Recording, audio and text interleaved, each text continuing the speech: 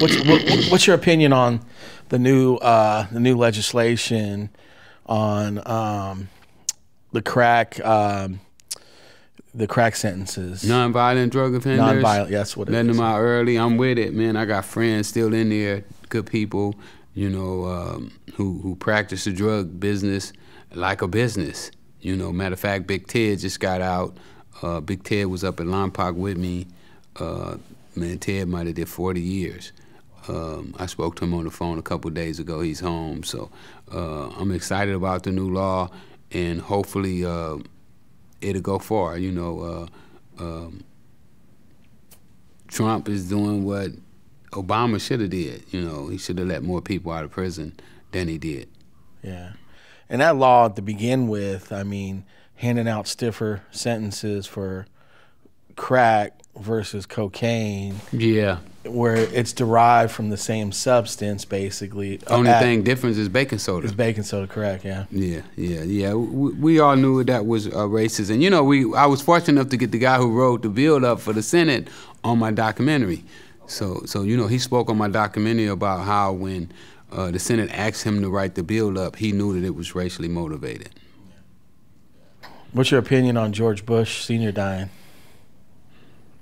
We lost one of the biggest trappers in the world, you know. Yeah, Mr. Bush was, you know, he did his thing, you know.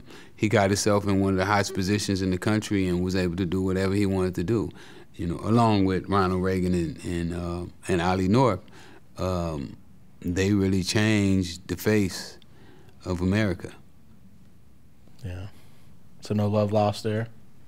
Huh? No love lost there with George Bush, see? Oh, no, we cool. I mean, you know, he should have gave me a pardon, you know. He gave Oliver North one. I don't know why he wouldn't, you know, reach back and throw one, you know, to the brother, man. I guess I was supposed to get in the Illuminati, I guess. I don't know. And he's a native of Compton, man. So, you know, they George Bush is a native of Compton? Yes. No. George Bush lived in Compton. What year? I think it was back, I want to say in the, when they had the Watts riots in the 60s. That was the 60s, yeah. So probably, I think in the 50s maybe, when it was predominantly white. Yeah, had to be. Yeah. Had to be. Yeah, he's a native of Compton. Wow.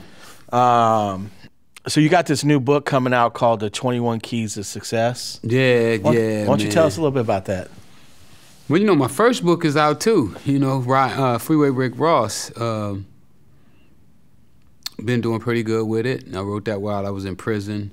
I was sitting in prison and I was like, wow, what can I do for the youngsters out there on the street? And teach them everything you know. So I started trying to pick my brain and just put it down in form, and the book came out. The 21 Keys to Success came from me and a friend of mine had started communicating while I was in prison, and I told him about my 3 favorite books, and I said, here, man, get these 3 favorite books and check them out. So he read the books, and then he was like, man, when you come home, I want to shoot you for my magazine. My magazine is Get Money Magazine. You should be on the cover. Nobody better than you should be on the cover. So I was like, all right, cool, let's do it. So we did the article, and me and him got pretty tight. And I stayed in New York about 4 days. So the magazine is based out of New York. And so when I get ready to ride, he was like, man, I had a good time while you was out here, man, but I want to come to L.A. and just kick it. So he came to L.A. For 6 months, and during the 6 months, he documented my interactions on the street and in Hollywood and, you know, in the entertainers' offices and everything. He just documented it. And he came up with the book idea, and when he gave me the idea, I just fell in love with it. I thought it was brilliant.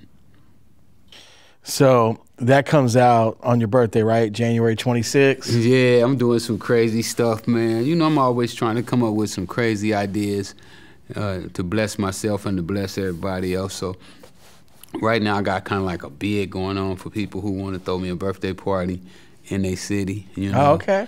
We're going to do the books and the birthday party at the same time. I already got, I think, like 3 locations are already committed. waiting on their deposits to come in. And I'm just gonna go from city to city, like 5, 6 cities, and just throw parties and have fun and sell books. You know, they'll be one of the first ones to get the book from me personally autographed.